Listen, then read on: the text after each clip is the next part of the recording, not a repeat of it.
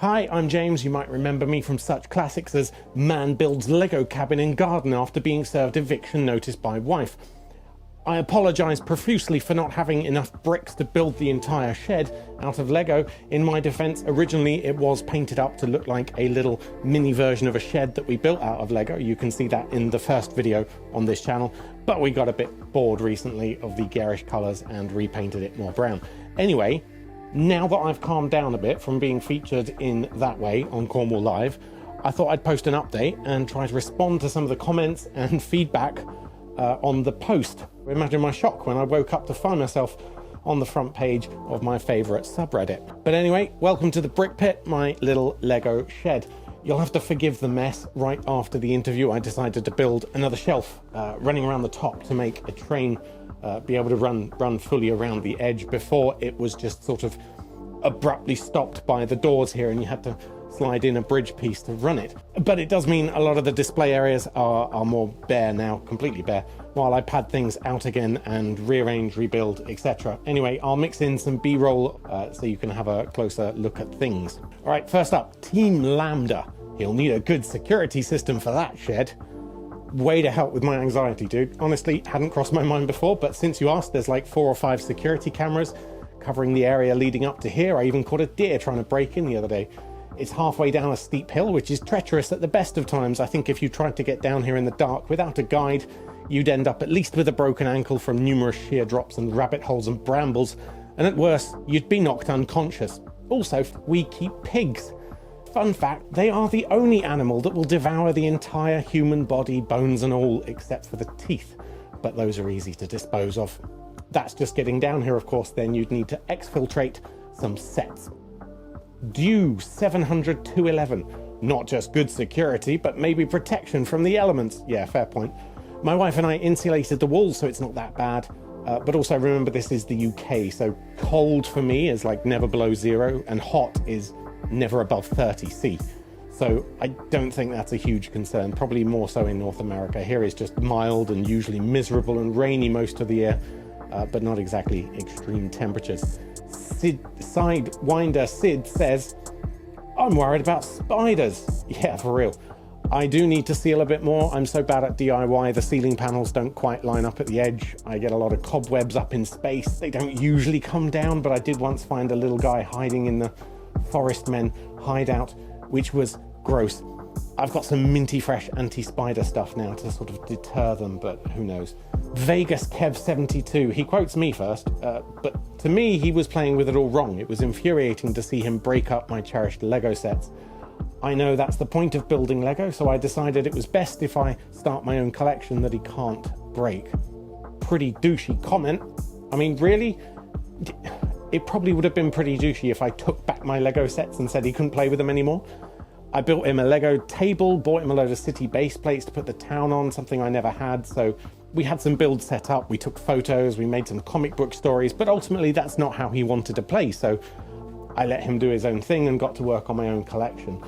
I think if you've kept Lego from your childhood, then inevitably you have a strong emotional connection to it. That's not really unusual, so I don't think that's that douchey. My son is allowed in here, of course. He builds his own mocks with our bits, boxes. I display some of his stuff, like he'll build me a spaceship, he'll get hung in space. Sure, he's not allowed to break up or move the display stuff that I've put there, but at the moment he's 10, he's at the stage where he doesn't want to keep sets together for long. He will break them apart and do what he will with them. But he can still respect my stuff, and I think as he gets older, well, he'll forget about Lego in his teens, and then he'll rediscover it, and this will be here for him. Bully Whiff. I don't see that much in the pics, to be honest, and his most expensive set is a $400 one. Pretty sure my basement office has him beat, and for the most part, I have the basement office for the exact same reason he has his shed. It outgrew the common areas. I feel like over half my local community to put him to shame in terms of collection size. Yep. Totally fair. This was supposed to be an interview for adults who rediscovered or discovered Lego for the first time, and specifically how it sort of helps with their mental health. That was the extent of the interview. It was never like, do you have a massive collection or obsessive spending habit sort of thing. I don't spend silly amounts on Lego. We're not rich. We're very lucky to be in the position that we are, but certainly not huge amounts of disposable income. I do have a bit of a weak spot for big Ninjago modulars though, and like I said, that one old Apocalypseburg set. Even that was bought secondhand, used. I mean, I can't imagine spending like 800 quid on a UCS Star Wars or huge Eiffel Tower. It just doesn't appeal, but if that's what floats your boat, then all the more power to you. Dark Wolf 1515. It's always really depressing to see traditional boomer, the wife hates my stuff mentality continue to persist. I'd be miserable if my girlfriend didn't share my hobbies and instead treated them like meaningless trash. Okay, first, boomer. I'm a geriatric Gen X at worst. Secondly, I'm so sorry if that's how this came across. The line about getting served an eviction notice by the wife was like a throwaway comment I thought a little bit humorous, that they then turned into a clickbait headline when the piece got published. It had literally taken over the living room at that point though, but to be clear, that was a joke. And it's a shame because not at all what the core message was supposed to be from my interview. My wife absolutely supports my hobbies in every possible way, and I'm very lucky for that. I completely agree some people have really toxic relationships, but I can't imagine not doing basically everything with my wife. She's helped me put this all together. She builds with me, she sorts bricks with me. She's not so much a fan of sort of the world building, you know, putting stuff and placing miniatures to tell a story, but that's really what the beauty of Lego is. It can appeal to so many different people in so many different ways. That's really the point I was trying to get across in this interview. My son loves to build random stuff, and that ultimately is the core idea of Lego, isn't it? But I'm a crap builder. You know, I tried to make this cyberpunk imposing police station from scratch. I can't really get the roof right, and I need to rebuild it to fit in with the rest of the Ninjago modular heights. Yeah, I tried.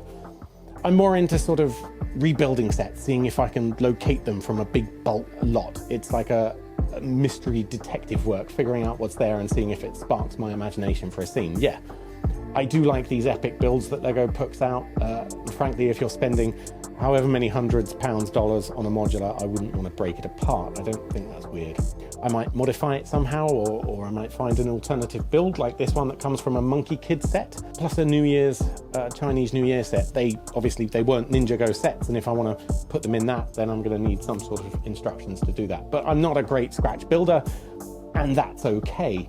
For others, the engineering aspect of coming up with great ball contraptions is what appeals, or the Lego Stunts line is a recent favourite of mine. You can put together a character, give them a backstory, then film your ridiculous attempts at making it through the loop in slow motion. There's so many aspects of Lego to enjoy in your own way, and that's what makes it the perfect toy for children and adults. Like, there's no rules here, other than the plural of Lego being Lego. Sorry. Anyway, apologies to those of you whose comments I didn't respond to. I do appreciate everyone who actually read the article through and conveyed that to some of the commenters that clearly only read the headline. I would say like and subscribe. I might publish some more videos at some point, though my track record of publishing like one video a year would suggest otherwise. But to take advantage of this exposure, hey, if you're looking for a freelance technology reviewer or WordPress developer, get in touch. I'm sort of between jobs. I've managed sites that had 20 million page views a month, and I know how to get your core web vitals into green, if you know what that means. I am especially looking for outlets to review outdoor tech like camping or e-bikes at the moment. If you want to keep up with me and my other channels, I'm currently working for matteralpha.com for all things Matter Smart Home, especially flashy lights. As you can see, probably from all the LED strips everywhere, I run Tabletop Dungeon, a board games review channel, as well as Earthwise Survivor, a kind of crossover between homesteading, prepping, and collapse awareness. Or you can find all of that over at my Auth3 profile, auth3.com/James Bruce. Thanks for watching.